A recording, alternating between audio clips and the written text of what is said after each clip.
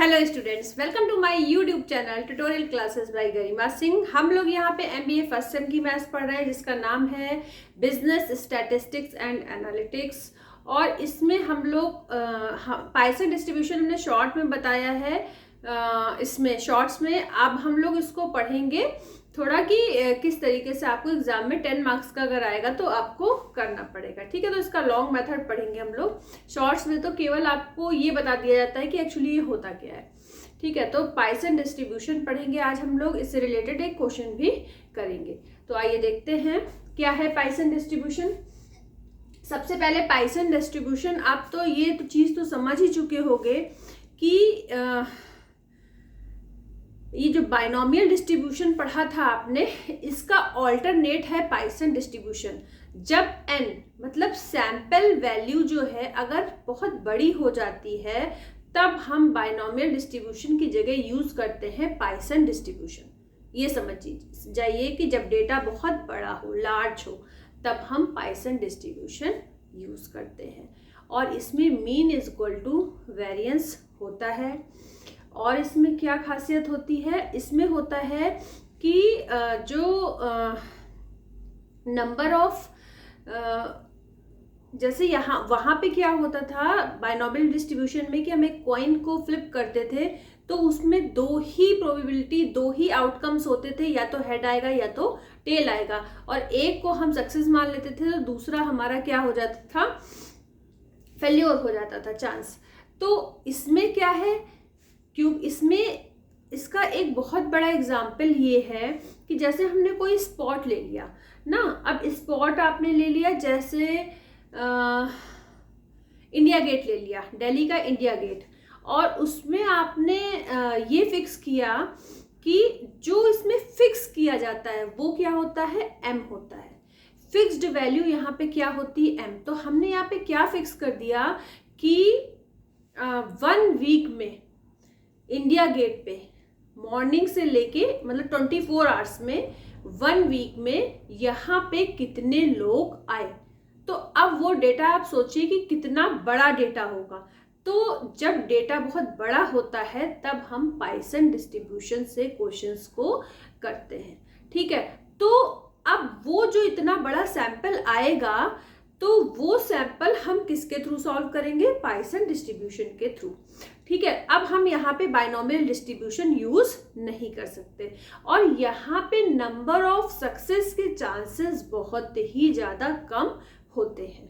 ठीक है, और इसमें क्या होते हैं कि जो यहाँ x की वैल्यू होती है वो 0, 1, 2, 3 डैश डैश डैश कितनी भी हो सकती है। ठीक है, इतना क्लियर हो गया। अब हम देख लेते हैं कोई पॉइंट छूट तो नहीं गया है हमसे।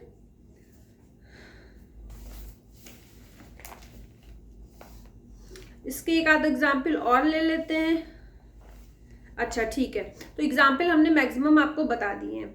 इसके बाद डेफिनेशन एंड प्रोबेबिलिटी फंक्शन, ये हमारी दूसरी हेडिंग है जो हमने यहाँ पे डाली है। फर्स्ट पाइसन डिस्ट्रीब्यूशन क्या होता है हमने बता दिया। इसके बाद डेफिनेशन एंड प्रोबेबिलिटी फंक्शन का फॉर्मूला होता है, जैसे वहां पे कुछ और होता था, F X is equal to, यहाँ पे F X is equal to E की power minus m into m की power x upon factorial x। x क्या है यहाँ पे, नंबर ऑफ सक्सेस। ठीक है, अब ये 0, 1, 2 लिखा हुआ है, 0, 1, 2 डैश डैश डैश कुछ भी। ठीक है, m क्या है, एक फिक्स्ड पॉजिटिव नंबर है। e की वैल्यू भी फिक्स होती है, क्या होती है, 2.71828 अप्रोक्सीमेट। ठीक है, अब m यहाँ पे क्या है, फिक्स है। इतनी बात क्लियर हो गई। अब अगर आपको ये निकालना हो, यहाँ पे अगर आपको यहाँ पे x की जगह अगर आप 1 पुट करोगे तो क्या आएगा, x की जगह सबसे पहले 0 पुट करो। 0 पुट करोगे तो फैक्टोरियल 0 की वैल्यू 1 होती है, m की पावर 0 1 हो जाएगा, तो केवल बचेगा f0 क्या आ जाएगा, e की पावर माइनस m। f1 क्या आएगा, f1 आएगा m इंटू ई की पावर माइनस m। f2 क्या आएगा, e की power minus m square upon 2। ठीक है, इसी तरीके से हम सारी वैल्यूज निकाल लेंगे। ठीक है, x की वैल्यू पुट करते जाएंगे और fx की वैल्यू हमको मिल जाएगी। तो ये तो हो गया हमारा डेफिनेशन एंड प्रोबेबिलिटी फंक्शन। इसमें इसके बाद नोटेशन हमने आपको बता ही दिए हैं। अच्छा, यहाँ पे m जो है, यहाँ पे m क्या है, जैसे वहां पे n और p बाइनोमियल डिस्ट्रीब्यूशन में n और p हमारा होता था पैरामीटर, यहाँ पे m है हमारा पैरामीटर, वहां पे n और p फिक्स होता था, यहाँ पे m फिक्स है, तो m हमारा क्या है यहाँ पे पैरामीटर। ठीक है, इसके बाद हम देख लेते हैं और क्या बताना है इसमें। अच्छा हाँ, इसके बाद ये वाली हेडिंग तो आप समझ गए। इसके बाद एजम्पशन ऑफ पॉइसन डिस्ट्रीब्यूशन। अब एजम्पशन में पॉइसन डिस्ट्रीब्यूशन में क्या है, मेन 2 पॉइंट हैं। ये सारे नोट्स आपको डिस्क्रिप्शन बॉक्स में मिलेंगे। हम बार बार बताते हैं, जो भी हम पढ़ाते हैं उसके नोट्स आपको डिस्क्रिप्शन बॉक्स में मिलेंगे।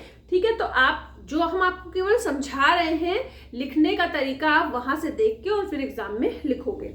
तो इसमें main assumption of Poisson distribution क्या है, the occurrence of event and independent is non overlapping intervals.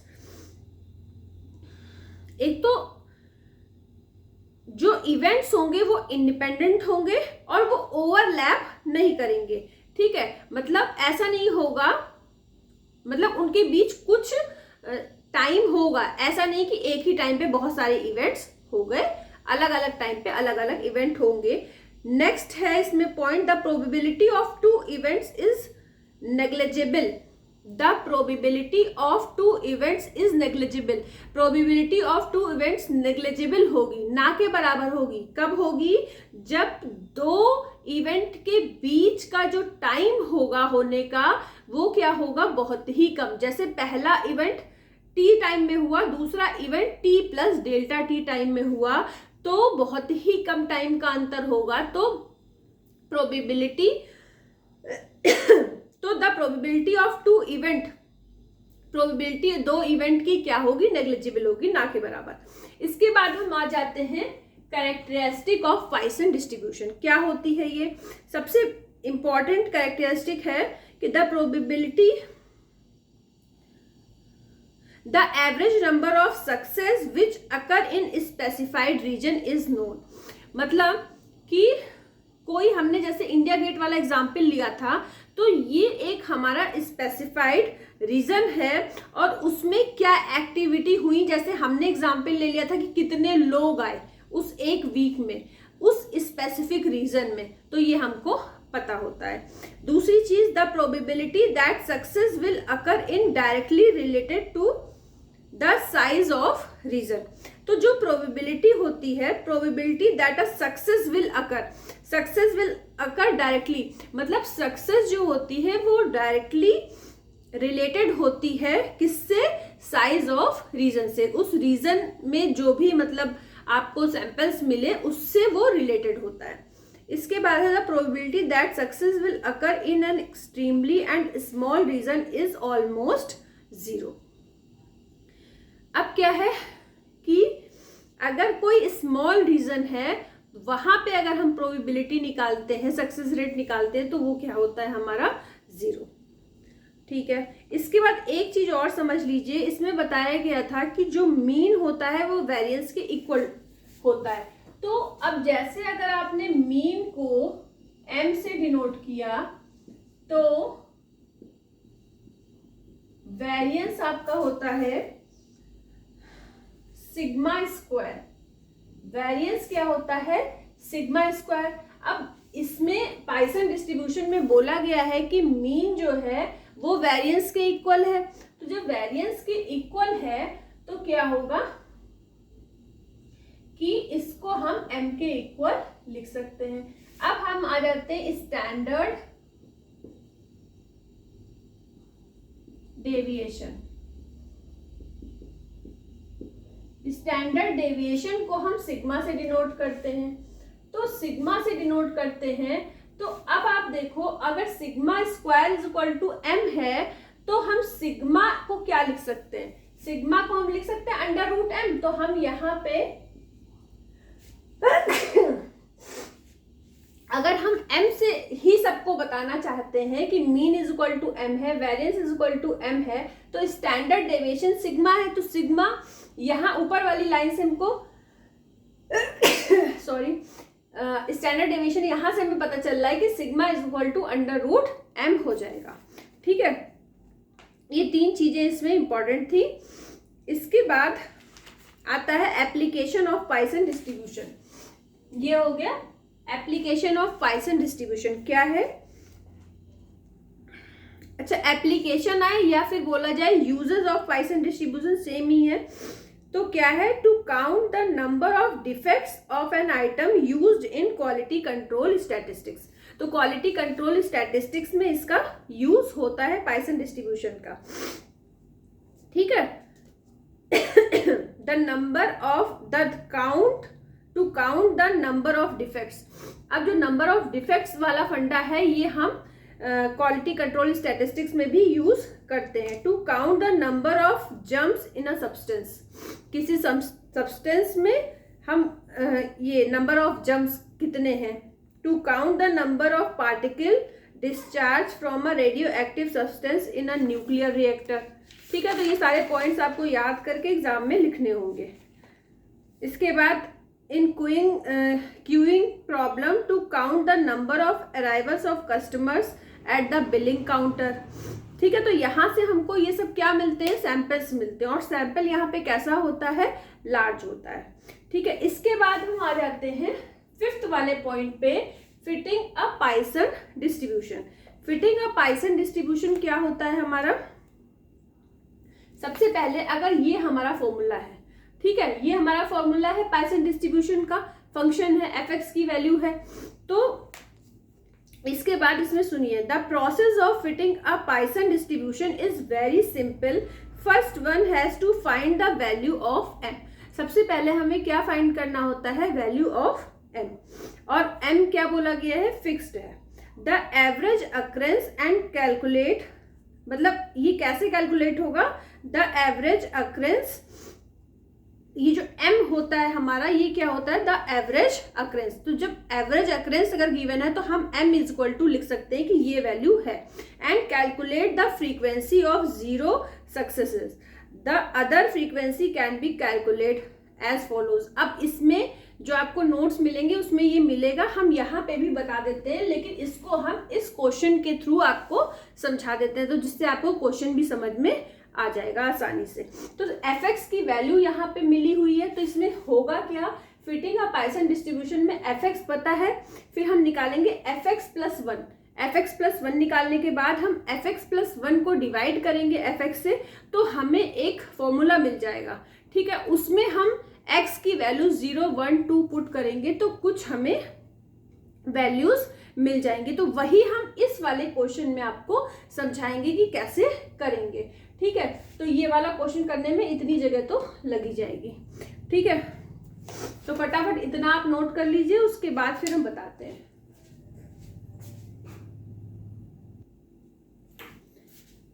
अब देखिए क्वेश्चन है हमारा, suppose that a manufacturer find 3 defects per unit of product in the inspection. ठीक है, तो इसका मतलब given average number of defects given है 3, और 3 को हम किससे डिनोट करेंगे? m से। अभी हमने आपको बताया था फिटिंग अ पॉइसन डिस्ट्रीब्यूशन में कि जो हमारा एवरेज नंबर ऑफ डिफेक्ट्स होगा उसको हम किससे डिनोट करेंगे? m से डिनोट करेंगे, और इसकी वैल्यू ऑलरेडी क्वेश्चन में गिवन है कितनी? 3। ठीक है, इसके बाद बोला गया है using Poisson distribution calculate the probabilities of the finding a product without any defect. हमें प्रोबेबिलिटी निकालनी है कि जो प्रोडक्ट बना वो बिना किसी डिफेक्ट के, या फिर उसमें 4 डिफेक्ट है, या फिर उसमें 5 डिफेक्ट है। ये 3 क्वेश्चन पूछे गए हैं, एक भी डिफेक्ट नहीं है, 4 डिफेक्ट है और 5 डिफेक्ट है, इनकी वैल्यू पूछी गई है। अब हम कैसे निकालेंगे? ध्यान से देखिए, सबसे पहले तो हम फॉर्मूला नोट कर लेते हैं। क्या है? F X is equal to E की पावर माइनस एम, एम की पावर एक्स फैक्टोरियल एक्स। ठीक है, अब यहाँ पे हम x is equal to put करेंगे 0, 1, 2, 3, 4, 5।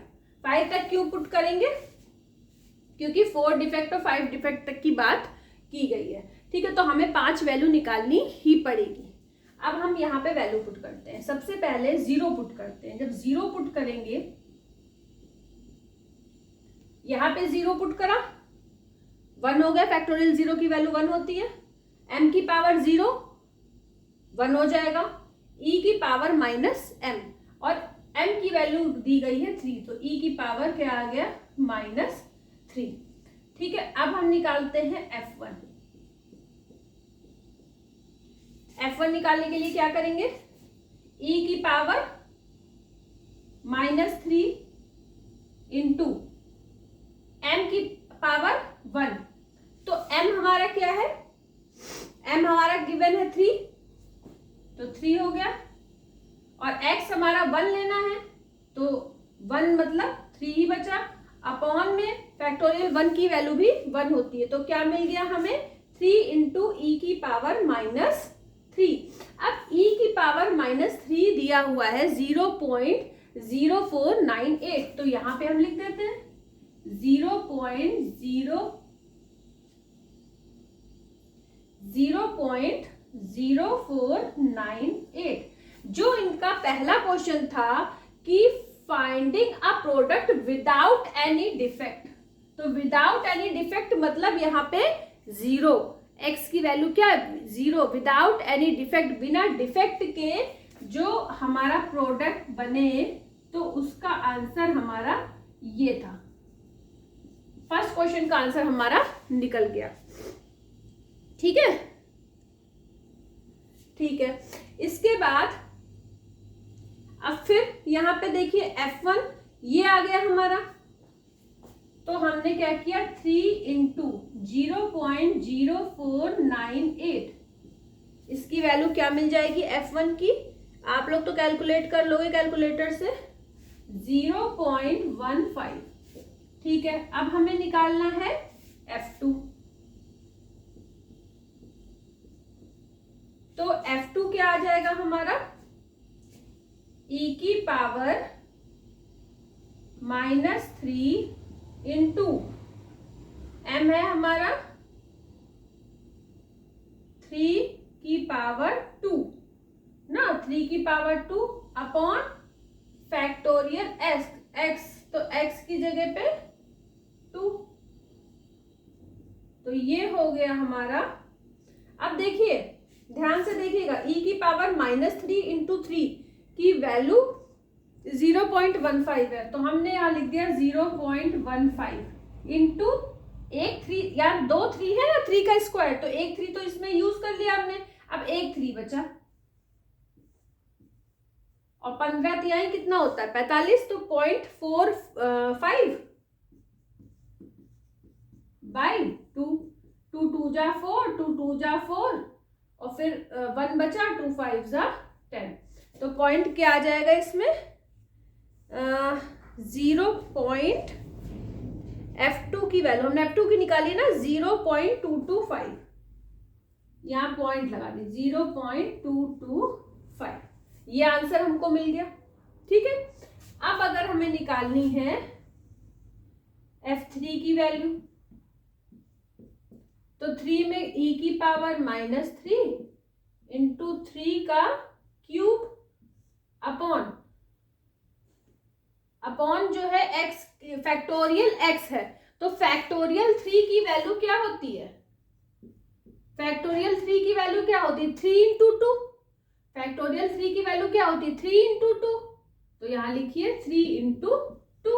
अब एक 3 से ये वाला, यहां से एक 3 कट जाएगा, तो ऊपर क्या बचा e की पावर -3, 3 की पावर 2 अपॉन 2 क्या बचा e की पावर -3, 3 की पावर 2 अपॉन 2, सेम यही चीज बची, बिल्कुल यही आया, तो आंसर भी हमारा यही आ जाएगा 0.225। अब देखिए f4,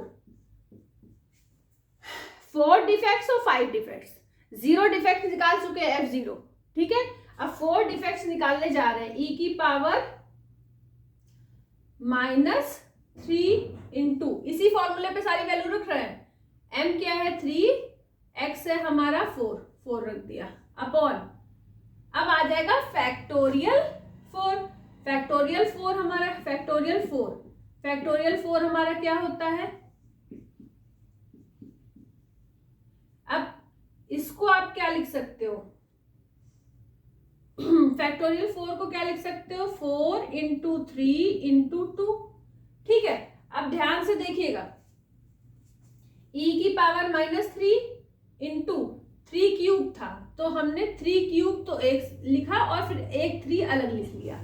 ठीक है, ध्यान से देखिए समझने का स्टाइल। e की पावर -3, यहाँ पे 3 क्यूब था, 3 क्यूब बना दिया, 3 की पावर 4 है और एक 3 इंटू में लिख दिया। 4 को आप क्या लिख सकते हैं? 4 इंटू 3 इंटू 2। नीचे यहाँ लिखा है 3 इंटू 2, 3 इंटू 2। तो मतलब इसकी इसकी इसकी और इसकी जगह पे सॉल्व करने पे क्या आया? ये आया था 0.225 और फिर बचा 3/4 इंटू 3/4। तो मल्टीप्लाई कर लीजिए और डिवाइड कर लीजिए, तो कितना मिल जाएगा? 3/4। ठीक है, तो मिलेगा 0.17। अब आपको निकालना है F5। F5 क्या आ जाएगा? e की पावर -3, 3 की पावर 5 अपॉन फैक्टोरियल 5। फैक्टोरियल 5 को आप कैसे लिख सकते हो? 5 इंटू 4 इंटू 3 इंटू 2 इंटू 1। 1 का कोई मतलब नहीं है। e की पावर -3 और 3 की पावर 4 इंटू 3 लिखा हमने।